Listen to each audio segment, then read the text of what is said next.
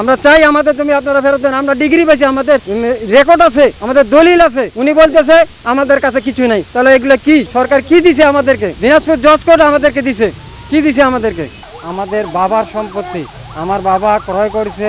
সেই সম্পত্তি আমার পূর্বের কি জের হয়েছে না হয়েছে সেটা আমরা জানি না। আমরা এখন মামলা করে সেই মামলার মাধ্যমে আমরা ডিগ্রি প্রাপ্ত ওয়ারিশ, সেই ওয়ারিশগণকে ডিগ্রিতে বলা আছে যে তারা ভাগ বন্টন করে বসে সবারই সঙ্গে আলোচনা করে সম্পত্তি নেওয়ার জন্য।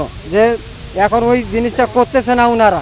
এই যে বাগান হাফিজ উদ্দিন সরকার, সিকে সোয়েটার, তারা এই কাজগুলো করতেছে না। দ্বিতীয়ত একটা বাউন্ডারি দিচ্ছে, যেই বাউন্ডারি, যে এই বাউন্ডারিটা দিলে আমাদের কি ক্ষতিটা হবে আপনারা তো নিজেই বুঝতে পারতেছেন। দেখেন এই বাউন্ডারিটা দেখেন, তখন আমরা কিন্তু কোনো কথা বলতে পারবো না এই বাউন্ডারিটা হয়ে গেলে। একবারে যে পিলারটা দিচ্ছে মনে হয় 3 তলা বিল্ডিং এর পিলার। ভুলবশত হাফিজ উদ্দিন সরকার আমাদের জমি দখল করে মাঠে বসে আছে। আমরা চাই আমাদের জমি আপনারা ফেরত দেন। আমরা ডিগ্রি পেয়েছি, আমাদের রেকর্ড আছে, আমাদের দলিল আছে। উনি বলতেছে আমাদের কাছে কিছু নাই। তাহলে এগুলো কি সরকার কি দিছে আমাদেরকে? দিনাজপুর জজ কোর্ট আমাদেরকে দিছে, কি দিছে আমাদেরকে? আমাদেরকে হুমকি দামকি দিচ্ছে। উনি দখল জবরদখল সন্ত্রাসী বাহিনী নিয়ে দখল আজাক্ত কারবেন করতেছে এখানে, ঠিক আছে। উনার ভয়তে পুলিশ প্রশাসন পেটা দিচ্ছে। আমরা তো পুলিশের কাছে কথা বলতে পারি না। আমি চাই সরকারের কাছে আকুল আবেদন করতে চাই, সরকারের কাছে এটা আমার চাওয়া, আমার সম্পত্তি আমার জন্য ফেরত দেয়, এটাই আমার কাছে সরকারের কাছে আবেদন করতে। এই আশায় আসছি যাতে সবাই আমাদের কথাটা শুনে, আর যাতে সরকার আমাদের কথাটা আর কি শুনে যাতে রাখতে পারে, যে আমরা আমাদের জমি যাতে পাই। আমাদের এখানে ওরা তো জানেই কোর্টের মাধ্যমে আমরা ডিগ্রি পাইছি, তাহলে ওরা এখানে কেন পাঁচি উঠাইতে আসলো? আমরা সেই পাঁচিতে বাধা দেওয়ার কারণে ওরা কালকে আমাদেরকে পুলিশ পাঠাই দিছে এখানে। কেন ওরা পুলিশ নিয়ে এখানে আসবে? আমরা এখানে বাধা দিছি দেখি আমরা বলে অন্যায় করছি। কেন আমরা অন্যায় করতে যাব? এখানে আমার বাবার মাটি, আমরা বাবার মাটিতে দাঁড়া হয়েছি। আমরা বাবার মাটি আমরা এখানে নিতে চাই, এখানে দাঁড়াই আমরা নিয়ে যাব।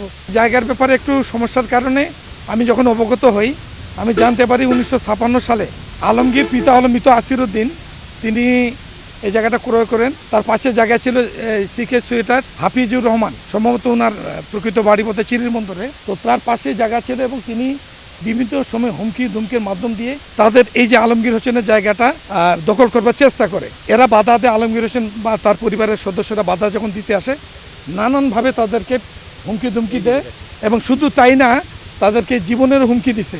এরই প্রেক্ষিতে বর্তমান সরকার যেহেতু একটা বৈধভাবে সব কিছু মানুষকে ফিরিয়ে দেবার চেষ্টা করতেছে, এই জন্য আকুল আবেদন। এবং আমরা সাধারণ মানুষ হিসাবে বা আমি সমাজের শিক্ষিত মানুষ হিসাবে তাদের পক্ষে দাঁড়াইছি। আর সরকারের কাছে আকুল আবেদন, তারা যেন যে কোনোভাবে আমাদের এই নির্যাতিত মানুষদেরকে তারা 3.5 একর জমি যেন তারা উদ্ধার করে দেন। এবং এই যে তারা প্রাচীর উঠাচ্ছে, এটা চরম একটা অন্যায়। আমার জায়গায় তারা প্রাচীর উঠাবে, এটা তো একটা মুখের মূল্য নয়। কারণ বর্তমান সরকার যারা পরিচালনায় আছেন, উপদেষ্টারা, তারা মানুষের জন্য ভালো কাজ করবার চেষ্টা করতেছেন। এর প্রেক্ষিতে আকুল আবেদন, একজন দেশের সচেতন নাগরিক, শিক্ষিত নাগরিক হিসেবে আমি আপনাদের কাছে প্রত্যাশা করছি, আপনাদের মাধ্যম দিয়ে সরকারকে জানাতে চাই তারা যেন এই জায়গাটাতে কোনো ক্রমে প্রাচীর যে উঠাচ্ছে, এই প্রাচীরের জন্য উঠাতে না পারে।